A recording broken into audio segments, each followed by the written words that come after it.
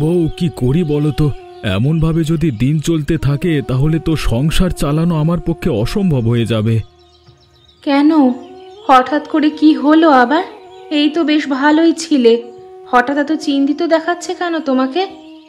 বর্ষায় গ্রামের সমস্ত জমি ডুবে গেছে, আমার জমির সমস্ত ফসল নষ্ট হয়ে গেছে। এরপরও এই নষ্ট ফসল দিয়ে কি লাভ করা যাবে আদেও? হে মা, হঠাৎ করে এরকম হলো কেন? প্রত্যেক বছরই তো বৃষ্টি হয়, তাহলে এই বছর এত ক্ষয়ক্ষতি কেন? জানি না গো, কিন্তু অবস্থা খুবই খারাপ। প্রত্যেকটা ঘরে মানুষ ভেঙে পড়েছে। যারা চাষবাস নিয়েই থাকতো তাদের সংসার চালানো দায় হয়ে গিয়েছে। সে তো হবেই। যদি সব ফসল নষ্ট হয়ে যায় তাহলে মানুষজন খাবে কি করে? এরপর জিনিসের দামও অনেক বেড়ে যাবে। ব্যবসাদারেরা থাকেই তো জিনিসের দাম বাড়ানোর জন্য। চাষিদের ঘর থেকে কম টাকায় জিনিস কিনে তারা দ্বিগুণ দামে বাজারে বিক্রি করাই তো তাদের কাজ। সে আবার জানি না গো, খুব ভালো করেই জানি এখনকার দিনে মানুষ কি না করতে পারে দুটো পয়সা রোজগারের জন্য। এরকম একা হাতে 5 জনের সংসার চালানো আমার পক্ষে অসম্ভব হয়ে দাঁড়াচ্ছে। একা একটা ছেলে হয়ে কি করে যে এতটা চাপ সামলাবো বুঝতে পারছি না। ভেঙে পড়লে চলবে? কিছু না কিছু উপায় তো আমাদের ভাবতেই হবে। এতগুলো মানুষের ভরসা তুমি, তাদের কি করে ফেলে দেওয়া যায়? 2 দাদা চলে যাবার পর দুটো বৌদি আমাকেই সব থেকে বেশি ভরসা করে। তাদের ভরসার মান আমাকে রাখতেই হবে। কার্তিক এখন পড়াশুনো করছে, না হলে ওকেই বলতাম তোমার সাথে একটু সাহায্য করে দিতে। না না, ও ছোট ছেলে, ও আবার কি আমাকে সাহায্য করবে? আমি সব ঠিক করে দেব, চিন্তা করো না।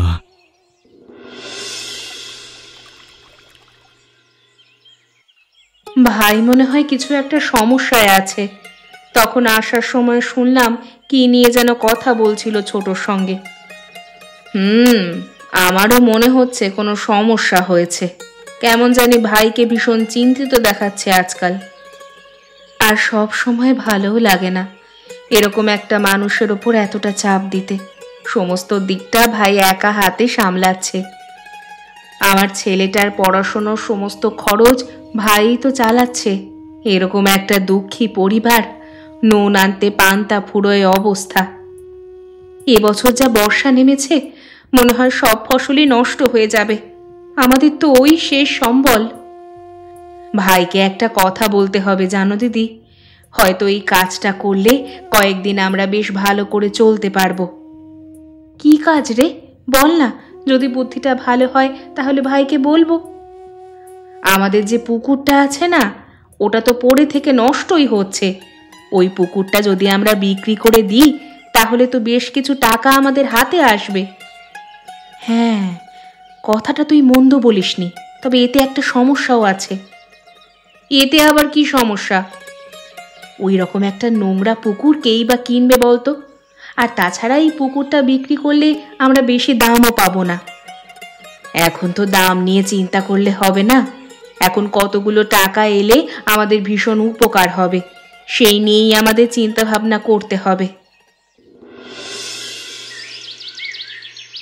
কিরে, তুই এমন ভর দুপুরবেলায় মাচায় বসে আছিস কেন? তোর কি গরম করছে না নাকি? আর গরম নিয়ে কি করব বল?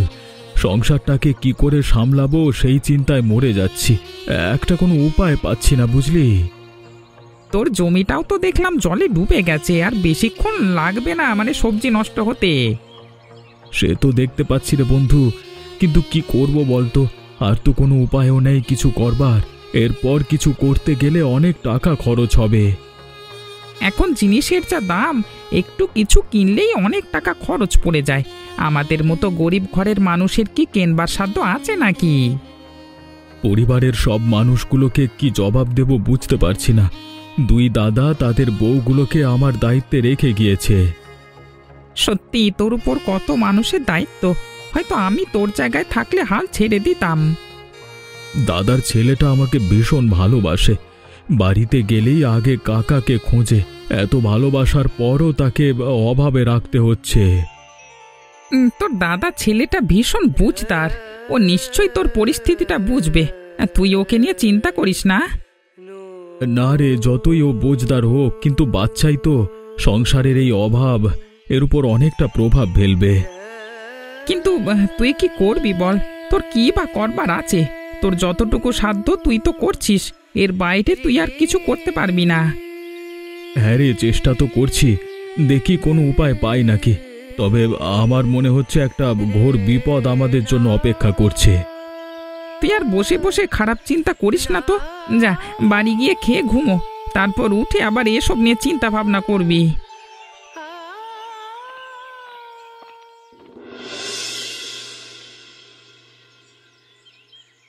কি গো কাকা, আজকাল দেখছি তুমি আর বেশি দোকানে থাকছো না, কি ব্যাপার? ভাইপো, কি বলছো তুমি? দোকানে আমি না থাকলে দোকান চলবে কি করে? আমি তো বেশ কয়েকদিন ধরেই দোকানে আসছি, তোমাকে একটি বারের জন্য তো দেখতে পাচ্ছি না। হয়তো তুমি যে সময় আসছো সে সময় দোকানে থাকছি না, সেই জন্য। বুঝতেই তো পারছো কাজের এত চাপ। তোমাদের আর কাজের চাপ? হ্যাঁ, ওই তো এক জায়গায় বসে থাকো আর টাকাগুলোকে গুনে রাখো। ওতেও তো কষ্ট হয় গো ভাইপো। আরে কোনো কাজই কি কষ্ট ছাড়া হতে পারে নাকি? এই পৃথিবীতে যাই কাজ করতে হবে সবেতেই কষ্ট। তুমি খুব ভালো কথা বলো কাকা, এই জন্যই তোমার দোকানে আসতে আমার এত ভালো লাগে। তুমিও তো রসিকতা করতে ছাড়ো না। আরে এরকম করে রসিকতা করলে আমিও না হেসে কোথায় যাই বলো তো? আমি আবার কি রসিকতা করলাম গো? হ্যাঁ, আমার তো কথা বলবার ধরনটাই এরকম। তুমি একটু বেশি বেশি ভাবছো। থাক গো ভাইপো থাক, তুমি আর কথা বাড়িও না। তোমার কথাই এবার আমার পেট ফেটে যাবে হেসে হেসে। সেই থেকে একটার পর একটা এমন কথা বলে যাচ্ছ না তুমি। ঠিক আছে গো কাকা, আমি আজকে এলাম, বাড়িতে যাই, দেখি কি অবস্থা, পরে আবার আসবো এখন। হ্যাঁ,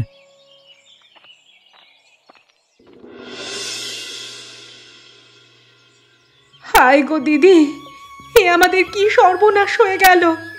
একেই তো সংসারে এত অভাব, তার উপর এইরকম দুর্যোগ। আহা, তুই যদি এরকম করে কাঁদিস তাহলে আমি বুঝবো কি করে কি হয়েছে। একটু কান্নাটা থামিয়ে বল কি হয়েছে। তোমার দেওরের জমির সব ফসল নষ্ট হয়ে গেছে গো দিদি, আর একটা টাকা ওখান থেকে পাওয়া যাবে না। কবে হলো? কি করে হলো? ভাই তো সব সময় জমির দিকে নজর রাখতো, তাহলে এরকম হলো কি করে? জানি না গো দিদি, জানি না। তোমার ভাইও বুঝতে পারছে না, কিন্তু সব ফসল নষ্ট হয়ে গেছে। এরপর আর ওই ফসল দিয়ে কিচ্ছু করা যাবে না। কেঁদে কি আর উপায় পাওয়া যাবে? কান্না থামা, ঠান্ডা মাথায় বসে আমাদের কিছু ভাবতে হবে। আর ঠান্ডা মাথা করতে পারছি না গো দিদি, আর পারছি না। এমন বিপদ কোনোদিন আজ পর্যন্ত হয়নি। আচ্ছা আচ্ছা, তুই যদি এমন করিস তাহলে ভাইটাকে কে সামলাবে বলতো? সেও তো ভেঙে পড়েছে, তার মাথায় কি কম চিন্তা নাকি? মানুষটা আজ সকালেই ভীষণ চিন্তা করছিল, তার উপর এরকম হলো। এরপর তো মানুষটা চিন্তা করতে করতে শরীর খারাপ করে ফেলবে। ওই জন্যই তো তোকে বলছি শান্ত হ। তুই যদি না শান্ত হোস তাহলে ভাইকে কেউ সামলাতে পারবে না। আমাদের খুব তাড়াতাড়ি একটা উপায় বের করতে হবে গো দিদি, না হলে কিচ্ছু করা যাবে না আর। হঠাৎ করে এরকম হয়ে যাবে বৌদি, একদম বুঝতে পারিনি। একটুও যদি বুঝতে পারতাম তাহলে কিছু বাঁচানোর চেষ্টা করতাম নিশ্চয়ই। বিপদ কি আর বলে কয়ে আসে রে ভাই? যেটা কপালে ছিল সেটাই হয়েছে, এই নিয়ে আমরা কিছু করতেও পারবো না। সে তো বুঝতে পারছি বৌদি, কিন্তু এরকম হঠাৎ করে যদি হয়ে যায় তাহলে কি করে সংসারটা চালাবো বলো তো? কিছু একটা উপায় তো আমাদের বের করতেই হবে। ছেলেটাও বড় হয়ে গেছে, এখন ও যদি কিছু উপায় বের করতে পারে তাহলে ভালোই হয়। ওটুকু ছোট ছেলে আর কি উপায় বের করতে পারবে বলো তো? যতই বয়স বাড়ুক ও এখনো বাচ্চাই রয়ে গেছে। সে তো আমি জানি, আমার ছেলেকে আমার থেকে বেশি আর কে চিনবে বলতো? কিন্তু তবুও যদি কিছু সাহায্য করতে পারে। না গো, ওইটুকু বাচ্চা মাথায় আর এত চাপ দিতে হবে না। আমাদের বড়দের সমস্যা আমাদেরকেই মেটাতে হবে। কিন্তু তুই এইভাবে সব ঠিক করবি কি করে? হাতে একটাও টাকা নেই যে কিছু কিনেও ব্যবসা করতে পারবি। না গো বৌদি, একটা ব্যবসা দাঁড় করাতে অনেক টাকা খরচ, তার সামর্থ্য আমার নেই। তাহলে এখন আর অপেক্ষা করা ছাড়া আমাদের কাছে আর কোনো উপায় নেই। সব কিছুই অপেক্ষার ওপর ছেড়ে দিতে হবে। দেখা যাক এবার কি হয়, পরে আবার তোমার সাথে কথা বলবো। বাইরে থেকে আসছি তো ভালো লাগছে না। ঠিক আছে, তুমি বিশ্রাম নাও, আমি বাইরে যাচ্ছি।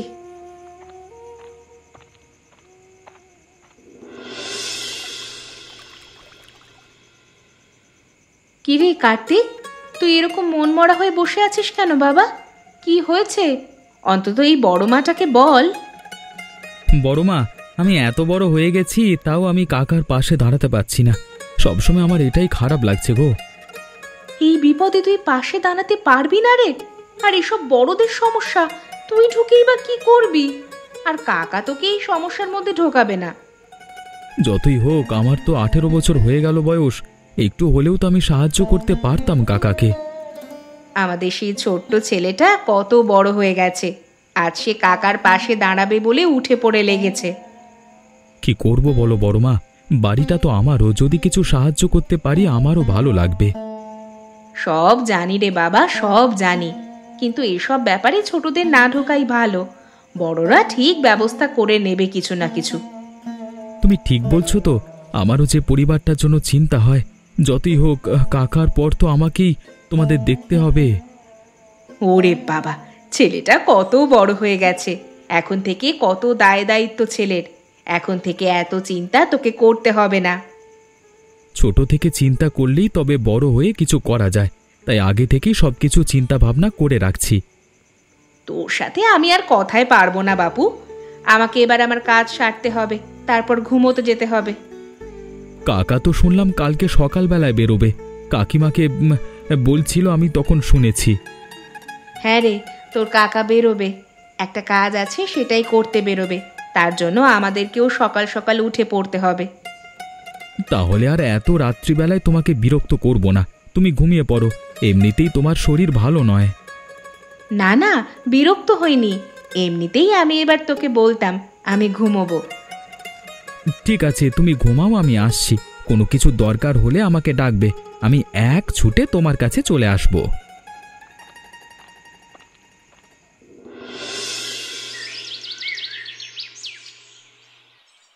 বউ, যা রান্না আছে দাও, তাড়াতাড়ি খেয়ে একটু বেরোই। বেশি কিছু দিতে হবে না, যা হয়েছে তাই দাও। কিছুই রান্না হয়নি গো, কালকে রাতে ভাত বেঁচে গিয়েছিল, সেই ভাতেই জল ঢেলে রেখে দিয়েছি। তোমাকে আজ পান্তা ভাতে খেতে হবে। আর কি হবে, দাও ওটাই খেয়ে নি। এখন তো আমাদের খাবার নষ্ট করবার মতো সামর্থ্য নেই। তুমি কি আজ পুকুর বিক্রির জন্য খরিদ্দার খুঁজতে বেরোচ্ছ? আমার তো দেখি সেটাই মনে হচ্ছে। হ্যাঁ গো, দেখি কেউ যদি কেনে। অতখানি পুকুর আশা করি ভালো দামে বিক্রি হবে। কোনো ভালো মানুষ পেলেই দিয়ে দেব। বৌদিরা দুজনে তোমার জন্য পান্তা ভাত বাড়ছে, একটু দাঁড়াও, তারপর আমি নিয়ে এসে দিচ্ছি। তোমাদের 3 বউয়ের এক মুঠো পান্তা ভাত দিয়েই দাও না, আমার আর অন্য কিছু চাই না। ভাতটা দিয়ে দাও, খেয়ে বেরিয়ে যাব, না হলে অনেকটা দেরি হয়ে যাবে। তুমি বাপু এত তাড়াহুড়ো করো না তো, তাড়াহুড়ো করলে সব কাজে ভুল হয়, আর তুমি সেই থেকে তাড়াহুড়ো করেই যাচ্ছ। আচ্ছা বাবা, তুমি আমাকে পান্তা ভাতটা দাও তো, আমি খেয়ে অন্তত বেরোই, না হলে কত বেলা হয়ে যাবে বুঝতে পারছো।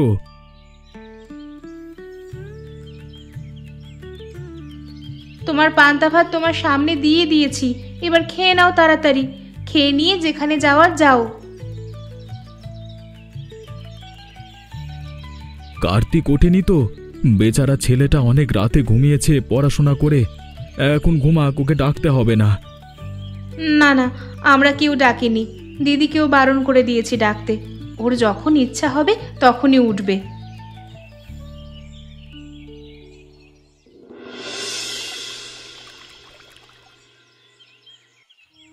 আমার একটা উপকার করবেন ভাই, আপনাদের তো বিশাল অর্থ সম্পদ। আপনি যদি চান তাহলে আমার এই উপকারটা করতেই পারেন। কেন দাদা, তোমার আবার কি উপকার করতে হবে আমাকে? সকাল সকাল কি ঝামেলা করতে এসেছো বলো তো? আসলে আমি এখানে লোকমুখে শুনলাম আপনি নাকি একটা পুকুর কিনবেন বলে পুকুর খুঁজছেন। হ্যাঁ, আমি একটা পুকুর খুঁজছি। কেন, তুমি কি সেই পুকুর বিক্রি করো নাকি কোনো পুকুর? আগে আমি একজন সামান্য চাষি, কিন্তু এখন আর্থিক অবস্থা এতটাই খারাপ হয়ে গেছে যে পুকুরটা আছে আমি ওটা বিক্রি করে দিতে চাই। তা তোমার পুকুরের দাম কত? দেখো দাদা, কম দাম হলে তবেই আমি তোমার পুকুর কিনবো, না হলে তুমি এখন আসতে পারো। না দাদা, আপনি যেরকম ভালো বুঝবেন সেরকমই দেবেন, কিন্তু একদম কম দামে দিলে আমারও তো লোকসান হয়ে যাবে। আমি তোমাকে বড্ড জোর 10,000 দিতে পারি পুকুরের জন্য, তাতে তোমার যত বড়ই পুকুর হোক না কেন। মা, দাদা এত কম দিলে আমার তো কোনো লাভই হবে না। আমার শেষ সম্পদটুকু আমি আপনাকে বিক্রি করছি। দেখো দাদা, তুমি নেবে কি না আমি আর কিছু জানি না, তুমি যদি দাও তাহলে আমাকে এসে বলবে, আমি কিনে নেবো ব্যাস। দেখি আপনার থেকে ভালো খরিদ্দার পাই কিনা, তাকেই দেওয়ার হলে। কেউ তোমার পুকুর কিনবে না আমি ছাড়া, দেখে নিও। আর এত টাকা দিয়ে এখনকার দিনে কেউ পুকুর কিনতেও যাবে না, যত সব। ঠিক আছে, পরে আপনার সাথে এসে কথা বলবো। আমি এখন এলাম, যদি কিছু দরকার পড়ে তখন আবার আসবো।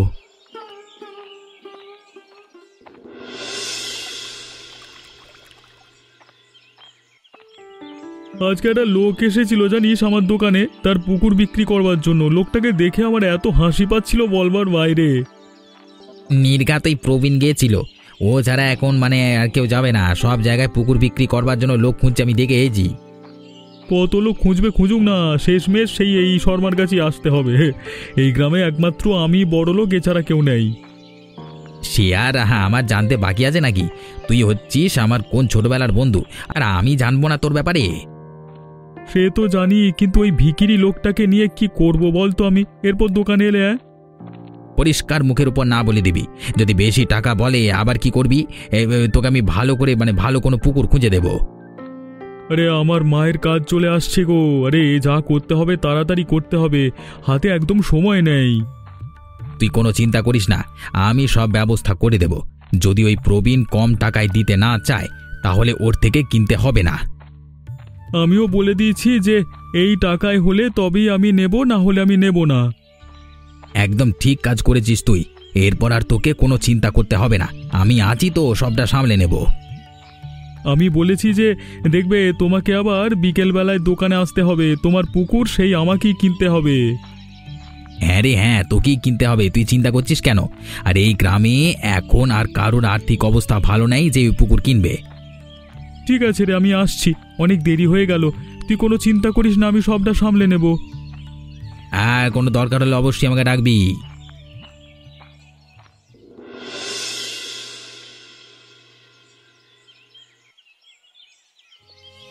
এটা কি করলে দিদি তুমি? তোমাকে আমি বারবার করে বারণ করেছিলাম চিন্তা না করতে, কিন্তু তুমি আমার একটা কথাও শুনলে না। তুই এসে থেকে আমাকে এরকম বকছিস কেন বলতো? আমি কি ইচ্ছে করে শরীর খারাপ করেছি নাকি বলতো? অবশ্যই তুমি এটা নিজে থেকেই করেছো। যদি একটুখানিও নিজের যত্ন নিতে তাহলে এরকমটা শরীর খারাপ হতো না।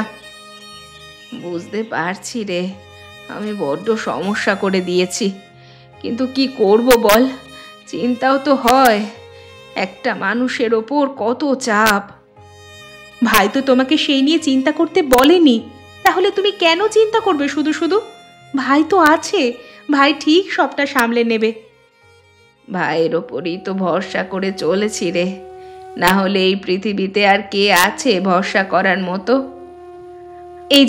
এই যে তুমি নিজে শরীরটা খারাপ করলে, এরপর ভাইয়ের মাথায় আবার একটা চাপ বাড়বে। ভাই কত কষ্ট পাবে বলো তো? আমি তো আর ইচ্ছে করে করিনি বল, আর ইচ্ছে করে কেই বা শরীর খারাপ করতে চায়? আমি তো সামান্য একটা মানুষ। চিন্তা তো আমারও হয়, কিন্তু আমি কি তোমার মতো শরীর খারাপ করেছি নাকি? আর তাছাড়া তোমাকে আমি বারবার করে বলেছিলাম চিন্তা না করতে। এরকম পরিস্থিতিতে চিন্তা তো হবেই, এটা নিয়ে এত কিছু বলিস না। শরীর খারাপ হয়েছে, ঠিক ভালো হয়ে যাবে। ভাই বাড়িতে এসে শুনলেই রাগারাগি করবে, মানুষটা এরকম রোদে ঘুরছে, তার উপর বাড়িতে এলে শুনবে তুমি শরীর খারাপ করেছো। সে আমি তখন ভাইকে ঠিক সামলে নেব, তুই চিন্তা করিস না। কিন্তু ভাইয়ের এত আসতে দেরি হচ্ছে কেন? সেই কোন সকালে বেরিয়েছে। একটা খরিদ্দার খোঁজা কি কম কষ্টের নাকি? ভাই বাড়ি থেকে বলেই গেছে যে পুকুর বিক্রি করে তবেই বাড়ি ফিরবে। ঠিক আছে, ভাই ফিরলে আমাকে ডাকবি, আমি এখন একটু ঘুমোচ্ছি।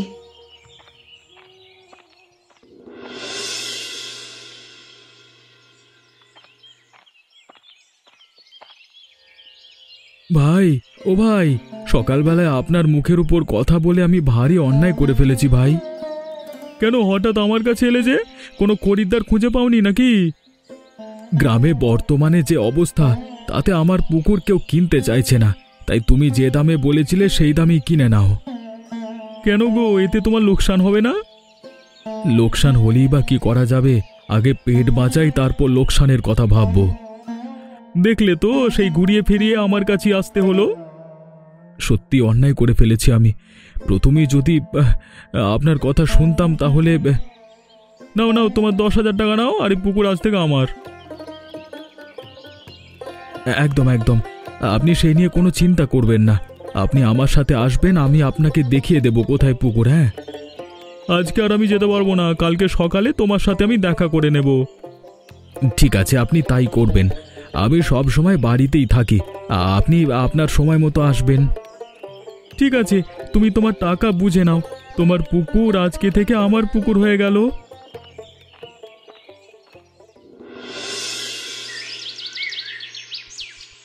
যাক, তবু কদিনের জন্য কিছু একটা উপায় বের করা গেল। সত্যি তুমি একটা বড় বিপদের হাত থেকে আমাদের বাঁচালে। পুকুরটা অনেক কম দামে বিক্রি হয়েছে, কিন্তু যে দামে বিক্রি হোক, এখন কদিনের সংসার চালানোর মতো অর্থটা তো আমরা পেলাম। হ্যাঁ, সে তো ঠিকই। তুমি কোনো চিন্তা করো না, এ কদিনের ভেতর আমি ঠিক একটা ব্যবস্থা করে ফেলবো। তোমার ওপরেই তো আমাদের সবার ভরসা। তুমি না থাকলে যে আমাদের কি হতো তা জানি না। ওরকম করে বলো না। তোমরা তোমরা হলে আমার দায়িত্ব। তোমাদের ভালো রাখার দায়িত্বটা আমার কর্তব্যের ভেতরে পড়ে। ঠিক আছে, তুমি বসো, আমি তোমার জন্য খাবার নিয়ে আসছি। তোমাকে দেখেই মনে হচ্ছে তুমি খুব ক্লান্ত। সত্যি সারা দিনটা এত খাটাখাটনি হয়েছে, আর পারছি না। হ্যাঁ গো, বুঝতে পারছি আমি সব। তুমি কোনো চিন্তা করো না, আমি এখনই তোমার জন্য খাবার নিয়ে আসছি। তাড়াতাড়ি যাও, আমি একটু খেয়ে ঘুমিয়ে পড়ব। তোমার কাজ হয়ে গেলে আবার বৌদির কাছে যেতে হবে। বৌদিরও ভীষণ শরীর খারাপ। এই তো সব ব্যবস্থা হয়ে গেছে, এবার দেখবে সব ঠিক হয়ে যাবে। এমনই মজার মজার গল্প দেখতে আমাদের চ্যানেলটিকে সাবস্ক্রাইব করতে ভুলবেন না।